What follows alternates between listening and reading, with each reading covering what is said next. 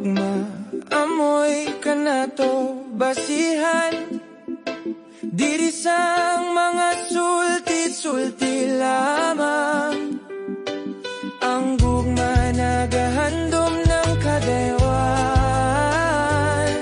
kadaywan na malipay ang tanan. Sulig bislig amoy handom ko kanmo, na di ka pahimuslan ng bisan haw sino. Mga bislig ganon magmatinod anon kita, kadaywan ng syudad amoy unahon ta. Ang mga tinonto kanato bantayan, basin pang hitabo ay kanato kasayodan.